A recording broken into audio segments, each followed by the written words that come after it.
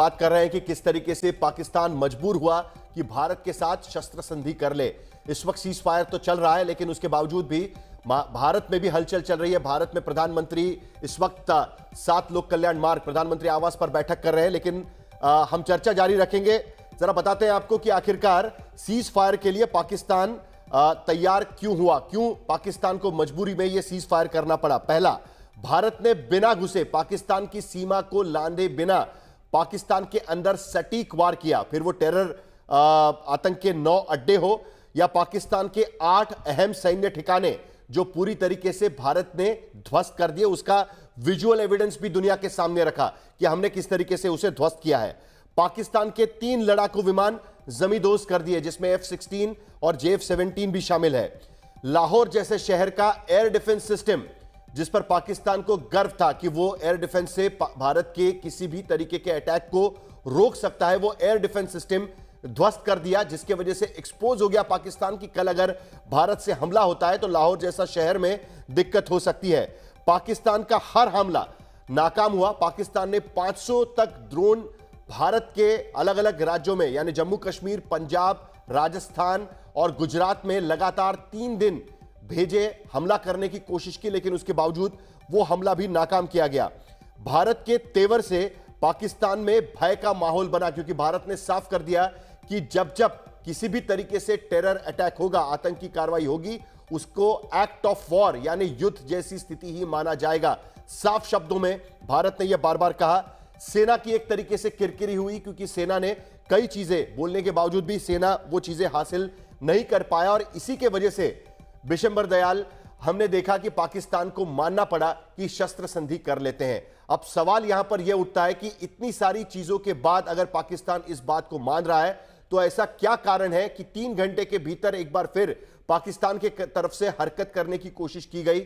माना जा रहा है कि उसकी इंटेंसिटी उतनी नहीं थी, लेकिन उसके बावजूद इंटेंशन, जिसका जिक्र गिनी चौधरी कर रही थी कि उसका इंटेंशन साफ यहां पर नजर आ रहा था। इतनी सारी चीजें होने के बावजूद भी यह इंटेंशन क्यों नहीं ठीक हो रहा? बिशंबर दयाल। साहिल जय हिंद और जन शर्मा जय हिंद। राकेश, साहिल मेरे बड़े प्रतिष्ठित दोस्त हैं, बहुत घनिष्ठ और बहुत ही काबिल हैं, और ये जम्मू से बिलोंग करते हैं और इन्होंने पूरे इन ऑपरेशंस को बहुत इंटीमेटली देखा है बहुत लंबे समय से, और सीनियर लेवल पे भी काफ़ी इनका तजुर्बा है। तो मैं समझता हूँ इन्होंने बिल्कुल ठीक कहा है। इनके कहने के बाद एक्चुअली हम लोग जो आर्मर्ड कोर के लोग हैं उनका बोलने का ज़्यादा वो बनता नहीं है। पर देखिए साहिल, मैं सम अप कर दूं 2-3 चीज़ें। मैं बहुत दिन से एक बात कह रहा हूं कि देखिए पाकिस्तान जो है, जिस दिन भारत अपनी सैन्य शक्ति लगाएगा ना, भारत की सैन्य शक्ति पाकिस्तान समझता है। मिलिट्री पावर का ही एक ऐसा चैप्टर है जो पाकिस्तान समझता है, और जब भी भारत अपनी सैन्य शक्ति इस्तेमाल करेगा पाकिस्तान पीछे हट जाएगा, क्योंकि पाकिस्तान युद्ध करने के लिए कभी तैयार था, ना है, ना होगा।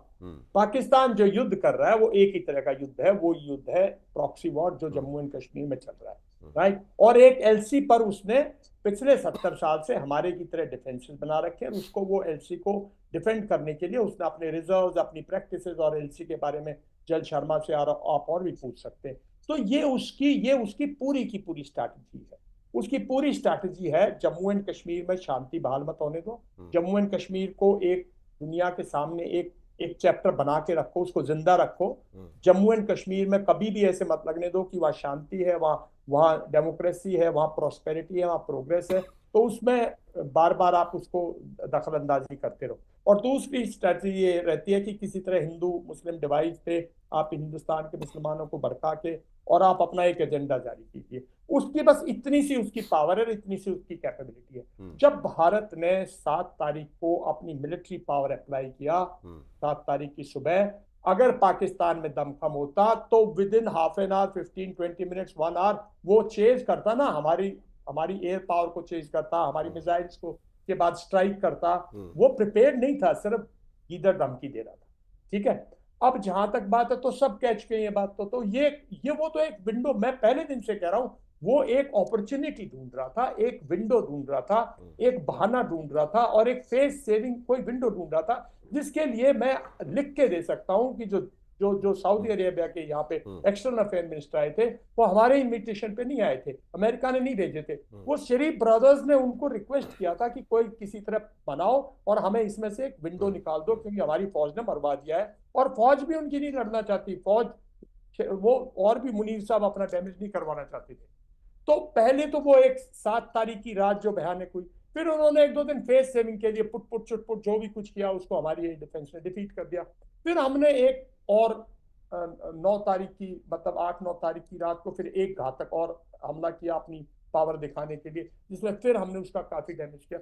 तो इसके बाद उसके पास कोई चारा नहीं था, सिर्फ एक ही एक चारा था कि किसी तरह इस बार इस विंडो से पेस सेव करके निकल जाओ और फिर देखेगा। उसकी दुम सीधी नहीं हुई है। अगर हिंदुस्तान सोचता है उसकी दुम सीधी हो गई है, मुनीर साहब बदल जाएंगे, मुनीर साहब कैसे सीधी होगी ना? अभी थोड़ी देर पहले हमने दिखाया कि दो- पाकिस्तान एक के मिनट और। रक्षा एक मिनट, मंत्री, गिमी- आ रहा हूं गिमी, आपके पास आ रहा हूं। रक्षा मंत्री जो है वो कह रहे हैं कि अभी भी कश्मीर का मुद्दा जिंदा है, हम कश्मीर के मुद्दे पर बात करेंगे।